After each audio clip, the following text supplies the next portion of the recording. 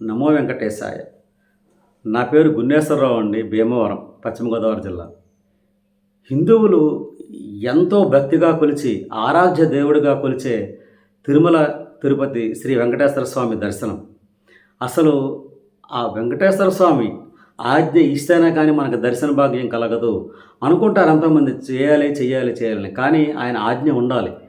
అది ఆజ్ఞ కోసం ఎన్నో సంవత్సరాలు వేచి చూస్తూ ఆ దర్శన భాగ్యం ఎన్నో వేల కిలోమీటర్ల నుంచి వచ్చి ఆ దర్శన భాగ్యం చేసుకుని, అలాగే ఇంకొకటి, అక్కడ క్యూ లైన్లో ఎన్నో గంటలు గంటలు వెచ్చించి కాలినడకన వెళ్ళి దర్శన భాగ్యం చేసుకోవడం ఒక ఎత్తు అయితే,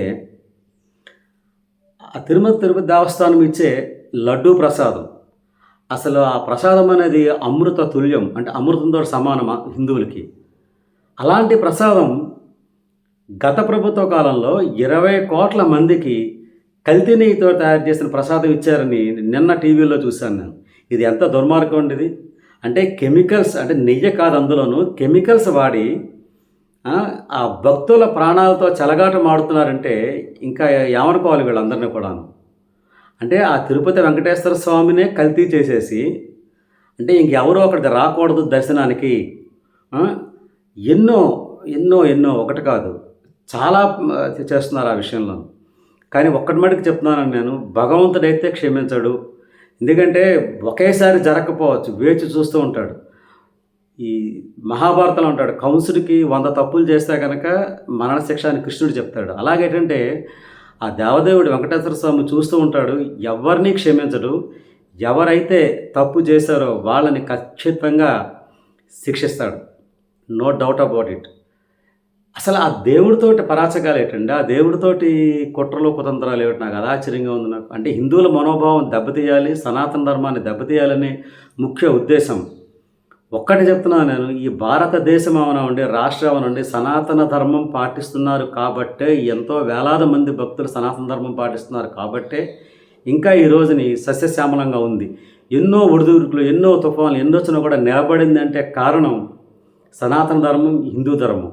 అలాంటి హిందూ ధర్మాన్ని తునాతునకలు చేయడానికి కక్షపూరితంగా ప్రయత్నాలు చేస్తే మటుకి ఈ వెంకటేశ్వర స్వామి అయితే క్షమించడు, అందులో డౌట్ లేదు. మీరు చేసేది మహాపాపం, మామూలు పాపం కాదు.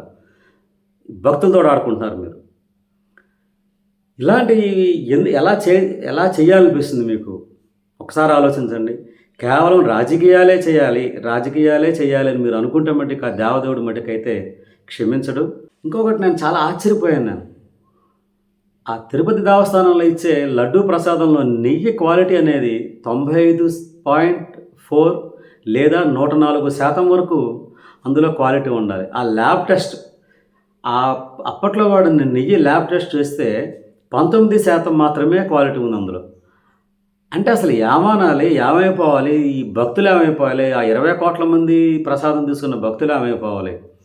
ఒక్కసారి ఆలోచించండి. ఎందుకు ఇంత దుర్మార్గమైన పని?